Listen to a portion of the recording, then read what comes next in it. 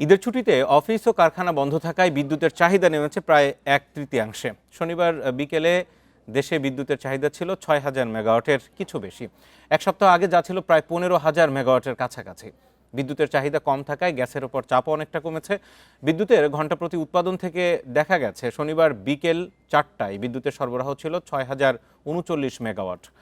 চাহিদা কমে যাওয়ায় ভারতের আদানির বিদ্যুৎ কেন্দ্র থেকে সরবরাহ কমিয়ে 850 মেগাওয়াট করেছে বিদ্যুৎ উন্নয়ন বোর্ড। এছাড়া ভেড়ামারা এইচএসডি ভিডিসি সেন্টারের মাধ্যমে দৈনিক 1000 মেগাওয়াট থেকে কমিয়ে শনিবার বিকেল পর্যন্ত সরবরাহ নেওয়া হয়েছে 235 মেগাওয়াটের কাছে। আগের মতোই clean. Berger easy clean fresh, দেয়ালে দাগ থাকবে না, রাখবে সুরভিত। কিছু বেশিতে। অন্যদিকে ভারতের ত্রিপুরা থেকে 160 মেগাওয়াট বিদ্যুৎ আমদানি চুক্তির আওতায় গতকাল সরবরাহ নেওয়া হয়েছে 40 থেকে 45 মেগাওয়াট।